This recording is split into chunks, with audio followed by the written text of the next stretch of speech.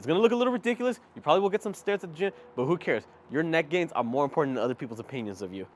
If you thought that looked awkward, this one's gonna be even worse. Now, the problem with this is, although it is a little bit more convenient to just strap it around your head like this, people oftentimes don't do the fat face. They just let their hand.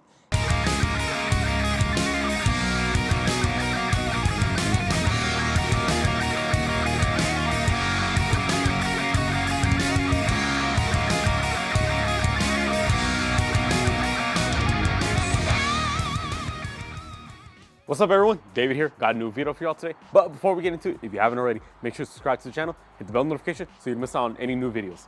Remember, new videos every week. So today we're gonna be going over a muscle group that does not get trained as often as it should. Why it doesn't get trained as often as it should, I'm not too sure.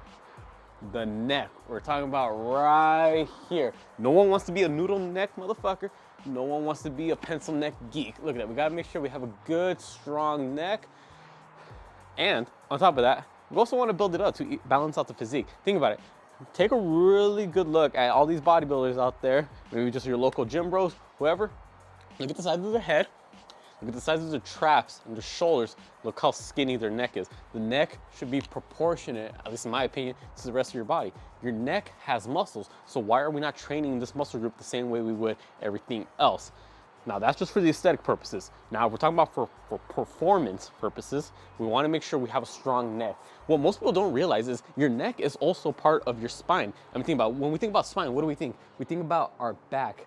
We do certain exercises to stabilize and strengthen certain parts of our spine. Think about it. We do all this core work to stabilize our lumbar spine, lower back, because we don't want lower back injuries. Now, we do all these back exercises, rows, pull downs, and that helps out with thoracic spine. So the middle part right here, you know, good posture and all that. But why is it that the neck is the only part of your spine that gets neglected? People forget their spine, your vertebrae go all the way up here as well. Why do we not strengthen those? Why do we not do certain exercises to help stabilize it? Think about it. If you play a contact sport, where do you get hit? In the head. So at least if you have a stronger neck, the muscles can help protect the vertebrae so it could absorb some of the impact. So if you're a boxer and you're catching a hook to the side of your head, boom, well, if you strengthen up your neck, it could absorb some of the hit. So that way, you know, you're not hitting all this whiplash right here. If you get hit in football or rugby, if someone hits you on head on like this, boom, you have a strong neck so your head doesn't just boom, go all the way back. Again, your neck is a shock absorber. If you play a contact sport, you should definitely be looking into exercises to help strengthen and stabilize the muscles in this area. Now, what exercises specifically can we do? When it comes to the neck, you gotta look at the 4 different things it can do. Well, technically there's more, but for this video, we're only gonna be focusing on 4. Number 1 is head flexion or cervical flexion, pretty much down, forcing your head or your chin down. That's gonna strengthen right here, the front part of your neck. Second part is cervical extension. So if you're starting in this position, you're forcing your head up. That's for the back of your head. And then the last one is 2 parts because you can go to the left and you can go to the right. It's lateral flexion to the left and the right. Of course, there's also, you know, some rotation that you can do as well, multiplanar movements like this, but we're just gonna focus on the 4 movements: forward, back, left, right. Now, with all of these exercises, the number 1 thing I want you to really be mindful of is the position of your head before you even start the movement. Think about it. How do we normally stand? Whether we're working our office job, whether we're down on our phone, you know, just casual posture, do you think people stand like this? Or do they stand more along the lines of like this? Like if we're down on our phone, are we not like this the whole time? You see, this right here is what you call forward head. Literally, your head is forward. And you know you have forward head if you follow where your ear is. Is it lined up in front, more towards the front end of your chest? Or is it lined up further back over your neck and shoulder? Think about it. You can use that. Is it back here or is it right here? Have someone point it out to you from the side. Record yourself from a side profile. Look at where your ear alignment is to the rest of your torso. Is it forward or is it where it should be? With all of these exercises, before you even start moving your head, you want to make sure you move your head back and then do the exercise. It's gonna limit the range of motion. You can go a lot further if you go like this, compared to if you're like, you know, you're already tucking your head back and going like that. Again, you're essentially what you're doing is you're making the fat face, you know, showing off your double chin right here. But that's what you need to make sure you're properly hitting these muscles. All right, so enough of that nerd talk. Let's get into the first exercise. So the first movement we're gonna be looking at is to strengthen the front part of our neck right here. How do we do that? you're gonna have to find yourself a bench or anything that's just slightly elevated over the ground. And when you lie down on it, you wanna make sure that your head is hanging over the edge so that this way it can go down and there's not that much issue. But again, you don't wanna force it all the way down like this. Again, fat face. You wanna make sure you lock yourself in a fat face. Go as low as you can before you let go of that fat face, that tension, and then you can go back up. Again, it's a very limited range of motion, but this is the right way to do it. Now, we're gonna add some weight to it. You wanna add some weight to it? It's gonna look a little ridiculous. You probably will get some stares at the gym, but who cares? Your neck gains are more important than other people's opinions of you. You're gonna grab yourself a shirt, a towel, anything for some cushion. You're gonna put it on your forehead. And then on top of your forehead, you're gonna put a plate. I'm gonna go with a 25, and don't be ego lifting. It doesn't take a lot to feel the stimulation in your neck. So right here, again, before I even start, lock myself up into that fat face position, and then from right there, boom. Let's go up and down. Good controlled movement. I'm not forcing my head all the way back because I want to protect my neck. I'm just going through what feels comfortable. And again, right here, you see I'm holding onto the plate with my hands, but I'm not actually pulling it with my hand.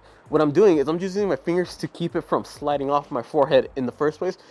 Towards the end, if I need a little bit more assistance, then I'll start relying on my hands to actually, pull the weight a little bit forward. But right now, my neck is doing all the work. If you thought that looked awkward, this one's gonna be even worse. So now we hit the front part. Now we're gonna move on to the sides. Same concept, elevated platform, whether it be a bench or a mat that's stacked up pretty high, head hanging over the edge, towel to protect your head. It's more of a cushion more than anything. And then the weight on your head, same thing. We're gonna now be doing it sideways. So roll over on one end. If you're on a bench, just make sure that when you roll, you don't actually roll off the edge, because if you fall, it's gonna be hilarious. And then from right here, again, before I start, I'm not just gonna be going straight into up and down. I'm gonna be tucking my chin in, making that fat face, and I'm gonna keep that the whole time. So this way, realistically, it's isometrically working the front part of your neck because you're making that fat face. And I'm working one side at a time by actually moving my head through lateral flexion. Lateral flexion meaning up and down sideways. So pretty much think of like I'm getting my ear down to my shoulder. Go ahead, do however many reps you're gonna do on one side, then flip it over and do the other side. Lastly, we're gonna go ahead and hit the back of the neck. Now for this one, there's actually two ways you can go about it that I think are pretty realistic of what's doable in the gym. But since we're already using the bench and the plate and the towel on our head, we're gonna stick to that theme. So again, hang over the edge of the bench to the point where your head is able to go up and down. This time, the plate is gonna go behind your head. Fat face, make sure you tuck your chin in, and then go up and down. And again, for all these exercises, you don't have to ego lift. A 25 should be more than enough. If your neck is really strong, then by all means, go with a 45 or 35, whatever you want to use, but make sure you're doing the form correctly. Make sure you're locking your chin in, making that fat face, and holding that position the entire time you're moving your head. Now that was one way of working out your cervical extensions. Again, those are the muscles in the back of your neck, the ones that allow you to move your head from down here to up here. Now, along with that, like I said, there's two options. That one was just on the bench because that's what we were doing for every other exercise. But if your gym happen to has one of these, or if you can bring one on your own, I would highly encourage it. I actually like this one more than I do being stomach side down on the bench. This right here is what you call a neck harness. All it is, it's a strap that you put around your head, connected to a chain, and then you hook up the weight to it.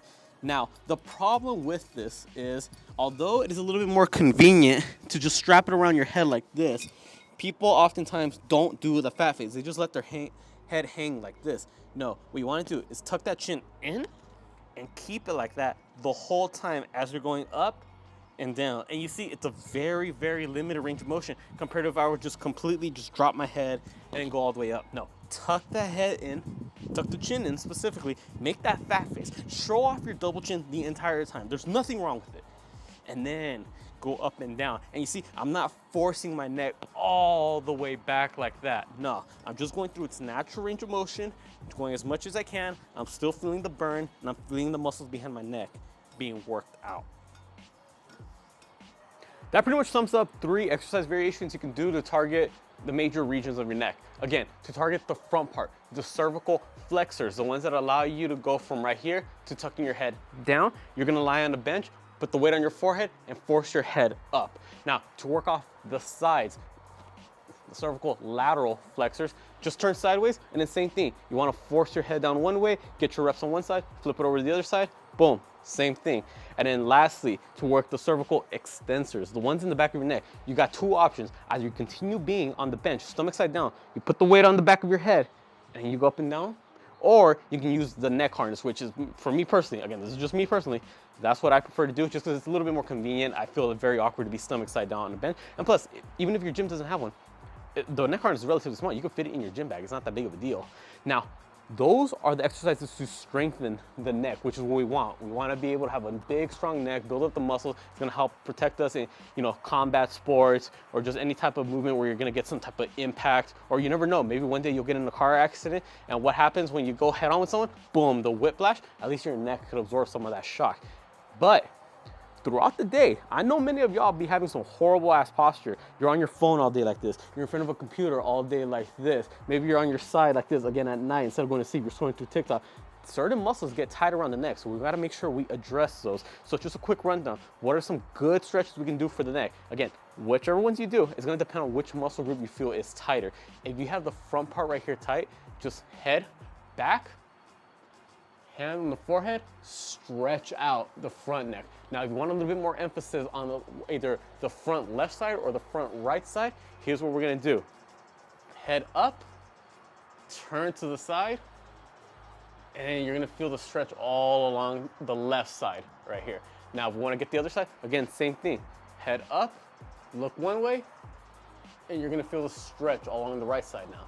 Now, we're gonna hit the sides right here. All you gotta do, ear down to your shoulder, grab over to one end, and then gently pull. What you could even do to get even more of a stretch right here is if you were to grab a band and put it over your shoulder, have like you're stepping on the band over the shoulder, the band is pulling your shoulder down while you're pulling your head. It's gonna create an even greater stretch going along the side of your neck into your trap right here. That's a really good one. Flip it over, get the other side. Now, for the back of your neck, if you wanna get both sides at the same time, head down, gently pull. But if you want a little bit more of an emphasis on just one side, which I feel is very beneficial, you're gonna turn your head one way, look down, and pull. And now I'm feeling the stretch all along the back right here, but on the right side. If you wanna get the left side, turn the other way, look down, and pull. And this one is really, really good if you're someone who's in front of a screen all day. Because think about it, when we're in front of a screen, what are we doing? We're rounding our shoulders, and our head, we're using the muscles in the back of our neck to keep it up like that. So that back muscles right there, those cervical extensors, they're getting really tight throughout the day. So this is a really good one for that. Again, just throwing some stretches out there. Do the ones that you feel is appropriate for you. Feel them out. If one of them feels a lot tighter than the other, that should be a pretty good indication. Maybe you should do that a little bit more often. Hope this video was helpful. Again, no one wants to have a noodle neck. No one wants to be a pencil neck geek. For aesthetic purposes, you want to make sure we have a big neck to balance out the rest of our torso. For performance purposes, we want to make sure we get a good, strong neck to help stabilize our cervical spine. Again, our neck is part of our spine. Why do we do so many different exercises to stabilize the rest of the part of our spine, our lower back and our upper back for posture, stability reasons, but for some reason the neck gets ignored. No. We got to treat everything the same way. You got to address it all. It's all equally important. Comment down below if this video was helpful. Also comment down below any other video suggestions you may have, whether it be about certain rehab exercises like this, or I should say prehab to prevent injury, or if it's just something like nutrition, diet, exercise, just anything fitness related, I'll be more than happy to do so. Make sure you subscribe to not just my channel, but my girlfriend's channel and our couple's channel, so you don't miss out on any new videos. Because remember, we got new videos every week across the board for all three channels. And then for Instagram and TikTok, same thing. Make sure you follow me on my accounts, girlfriends, couples. I put all the links down in the description below. With that being said, I'll catch y'all next time.